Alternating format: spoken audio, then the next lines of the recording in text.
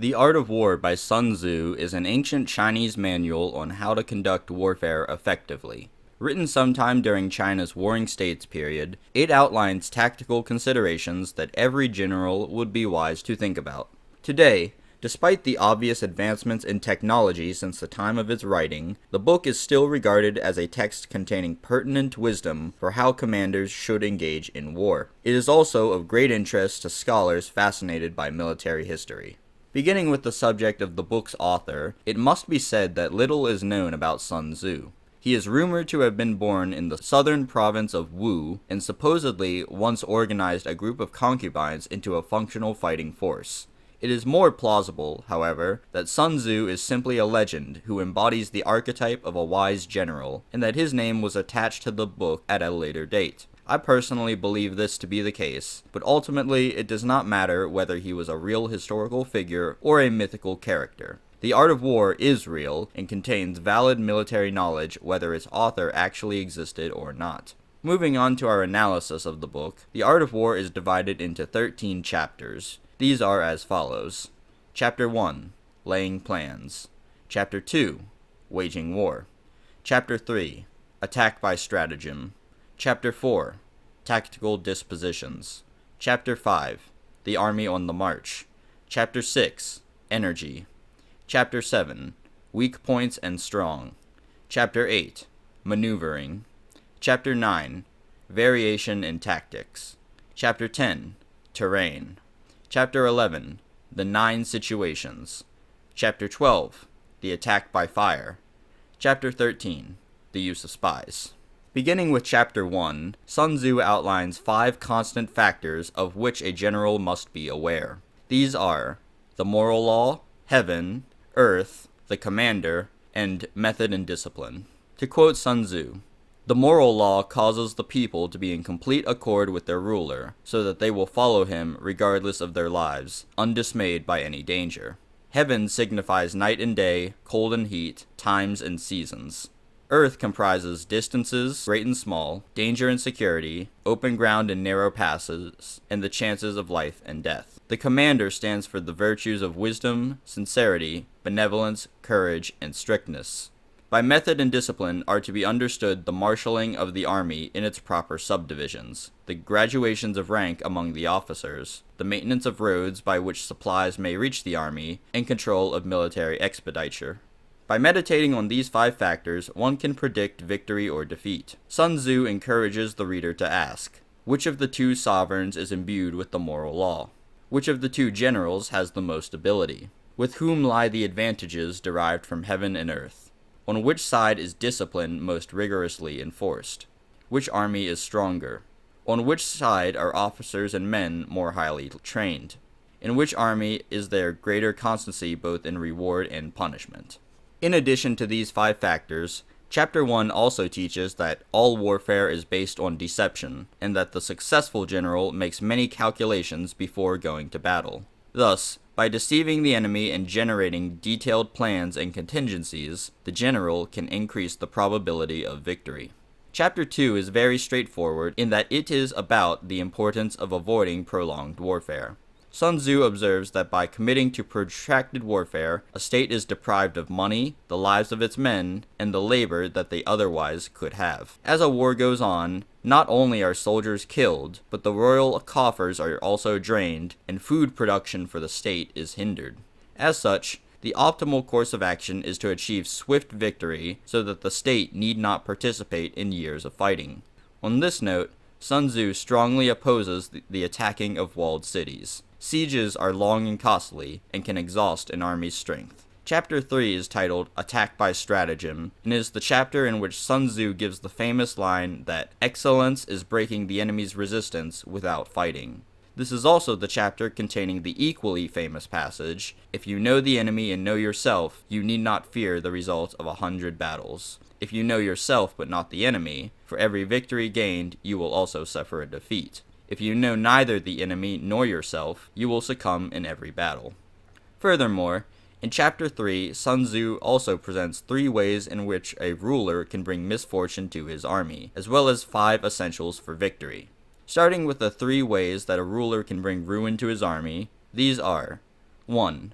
by commanding the army to advance or retreat, being ignorant of the fact that it cannot obey. This is also called hobbling the army. 2. By attempting to govern an army in the same way as he administers a kingdom, being ignorant of the conditions which obtain in an army. This causes the army to become restless and disgruntled. 3. By employing the officers of his army without discrimination, through ignorance of the military principle of adaptation to circumstances. This shakes the confidence of the soldiers. These 3 mistakes can be committed either by a general or by the sovereign assuming the role of the general. Knowing what not to do is vital to victory, but what about knowing what one ought to do? For this, Sun Tzu outlines 5 essentials for victory, which are as follows. 1. He will win who knows when to fight and when not to fight. 2. He will win who knows how to handle both superior and inferior forces. 3. He will win whose army is animated by the same spirit throughout all its ranks. 4. He will win who, prepared himself, waits to take the enemy unprepared. 5. He will win who has military capacity and is not interfered with by the sovereign. From these 5 essentials, it can be derived that one should attack when strong, not attack when one is weak, and have discipline. Doing this ensures the general can keep his forces intact and win with minimal fighting. This is the meaning of attack by stratagem.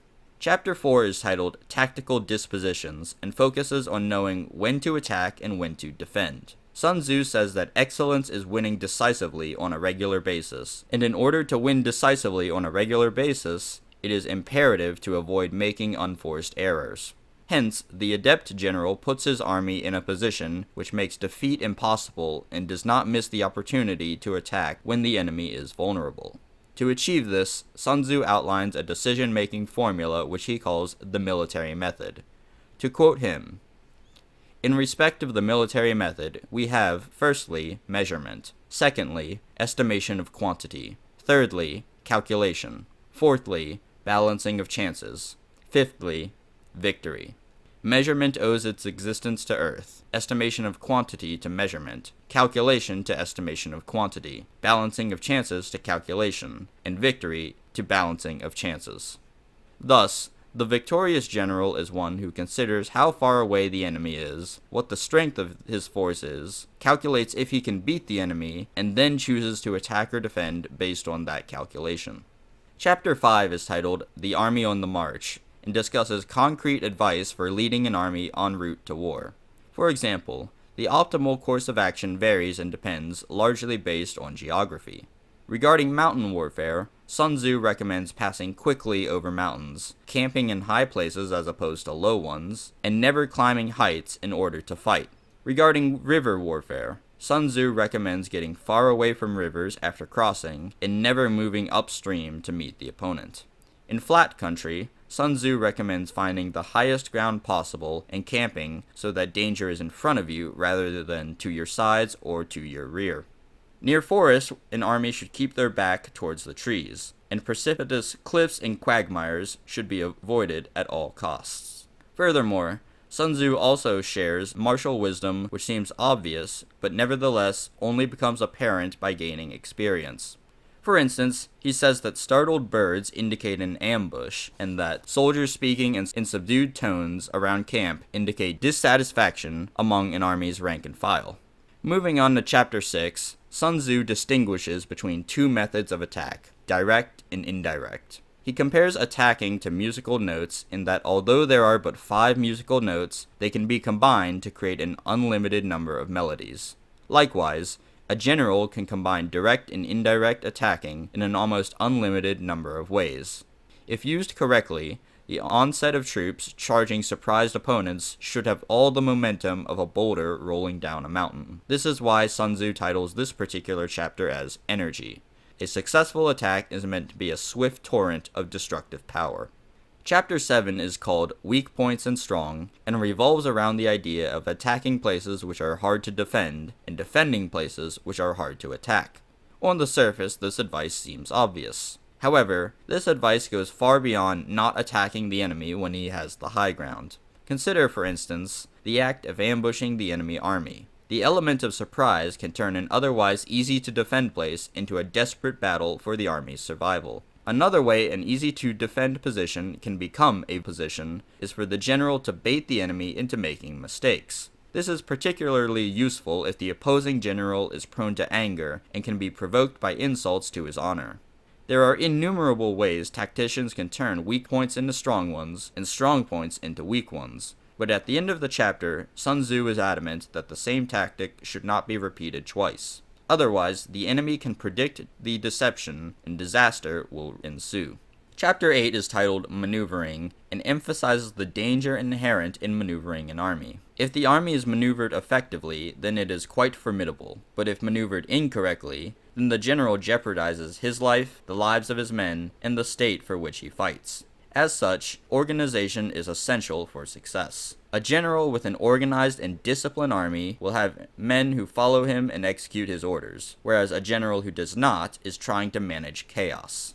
Sun Tzu also gives some practical advice for how to go about maneuvering the army. During day, he recommends using banners and flags to signify orders to all the soldiers at once. During night, when men cannot see banners, he recommends making great use of war drums. If the army knows what different flags and drums signify, then it can be maneuvered much more quickly and effectively than if it relies on word-of-mouth instruction, which is prone to causing confusion and disorder, especially during the heat of battle. In addition to this, at the end of the chapter he also warns against making two common mistakes. These mistakes are pursuing a retreating army into a trap, which is caused by a lack of discipline, and surrounding an army without leaving an outlet free, which causes the opponent to fight more ferociously out of desperation. The far better course of action in this circumstance is to permit a small corridor of escape and rout the army as it descends into disarray as some of its men try to escape. Chapter 9 is titled Variation in Tactics and re-emphasizes the importance of altering one's strategy depending on circumstance. Furthermore, in Chapter 9, he enumerates 5 dangerous faults which may affect a general. According to Sun Tzu, these are 1. Recklessness, which leads to destruction. 2. Cowardice, which leads to capture. 3. A hasty temper, which can be provoked by insults. 4. A delicacy of honor, which is subject to shame. 5. Over-solicitude for his men, which exposes him to worry and trouble. When an army is defeated, Sun Tzu argues that the reason for its failure can be surely found among these 5 mistakes, and thus he urges the reader to let them be the subject of meditation. Moving on to Chapter 10, Sun Tzu discusses 6 kinds of terrain, as well as 6 calamities which can befall an army resulting from poor generalship. The 6 kinds of terrain are as follows. 1. Accessible ground, which is terrain that can be freely traversed by both sides. 2. Entangling ground, which is terrain that can be abandoned but is hard to recapture. 3. Temporizing ground, which is terrain in which neither side will benefit from making the first move. 4 is narrow passes, 5 is precipitous heights, and 6 is positions at a great distance from the enemy. From this, we can see that not every tactic is useful in every situation. The best tactic in accessible ground, for example, is not the best course of action in precipitous heights. In addition to listing these 6 kinds of terrain, Sun Tzu also lists 6 calamities which arise from the fault of the general. These are 1. Flight, which is caused by taking on too big of an opponent. 2. Insubordination, which is caused by a lack of discipline in officers who are too weak. 3. Collapse, which is caused when officers are too strict and the soldiers are too weak. 4. Ruin, which is caused by officers who start fighting without the general's orders. 5. Disorganization, which is caused by a general who is too weak to assert authority. 6. Rout, which is caused by a general who overestimates his strength and leads his men into a massacre. These 6 calamities spell the defeat of the army and the state, and therefore must be avoided at all costs. Moving on to Chapter 11, Sun Tzu dedicates the chapter to discussing what he calls the 9 situations.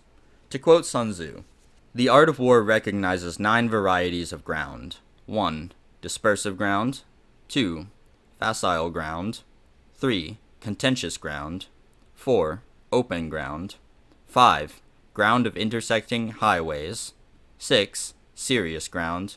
7. Difficult ground. 8. Hemmed-in ground. And 9. Desperate ground. Dispersive ground refers to when a general is fighting in his own territory. Facile ground is when an army has penetrated into opposing territory a short distance. Contentious ground is territory in which control of it grants a great advantage to one side. Open ground is territory in which either side has the liberty of movement. Ground of intersecting highways indicates territory which connects three contiguous states. Serious ground denotes territory at the heart of the enemy state. Difficult ground is territory in which it is hard to maneuver the army. Hemmed-in ground is territory which is reached or retreated from with great difficulty. Desperate ground is territory which can be saved from capture only by swift action. With these 9 situations understood, Sun Tzu prescribes a correct course of action to be taken, which is dependent on the situation. On dispersive ground, he recommends not fighting. On facile ground, he recommends not halting. On open ground, he recommends not trying to block the enemy's way. On ground of intersecting highways, he recommends joining forces with your allies. On serious ground, he recommends plundering the opposing state. On difficult ground, he recommends marching steadily to get out of it. On hemmed-in ground, he recommends resorting to stratagem.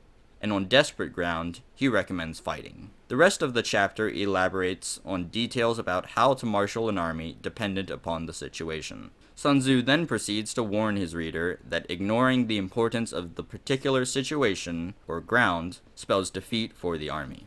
Moving on to chapter 12, Sun Tzu titles the chapter, The Attack by Fire. As he writes at the beginning of the chapter, there are 5 ways of attacking with fire. The first is to burn enemy soldiers in their camp. The second is to burn stores. The third is to burn baggage trains. The fourth is to burn arsenals and magazines. The fifth is to hurl dropping fire amongst the enemy. Furthermore, he also says that starting a conflagration will result in 5 possible developments, with each calling for a certain course of action. When a fire breaks out inside the enemy's camp, respond at once with an attack from without. If there is an outbreak of fire, but the enemy soldiers remain quiet, bide your time and do not attack. When the force of the flames has reached its height, follow it up with an attack, if that is practicable. If not, stay where you are. If it is possible to make an assault with fire from without, do not wait for it to break out within, but deliver your attack at a favorable moment. When you start a fire, be windward of it. Do not attack from the leeward. Additionally, Sun Tzu cautions readers to be aware of the season and weather. Dry weather is better for starting fires because trees, leaves, and grass burn more easily. On the converse, rainy weather is extremely bad for this tactic. The final chapter is titled The Use of Spies and speaks to the importance of spycraft. Having spies provides an army with vital intelligence from which the general can base his decisions. A spyless army, on the other hand, is a blind army and sets itself up for defeat. As such, Sun Tzu is keen on the use of spies and outlines 5 categories of spies. These are 1. Local spies, which are spies employed by the army from amongst the local inhabitants. 2. Inward spies, which are officials within the enemy state or army. 3. Converted spies, which are captured enemy spies which are turned to your side. 4. Doomed spies, which are spies who do things openly for the purposes of deception and are thus captured by the enemy. 5. Surviving spies, which are any spies who bring news back from the enemy's camp. A wise leader can use all 5 types of spies simultaneously to great effect. He will make sure that they are treated with the best meals and bed, as all his decisions are contingent upon their information. But with that said, however, if a spy divulges information before the time is ripe, Sun Tzu writes that both he and the man he told must be put to death. This brings us to the conclusion of the book. To summarize, The Art of War is an antiquated yet profound piece of literature on how to be an effective general. Much of the knowledge in the book is transferable to other areas beyond war.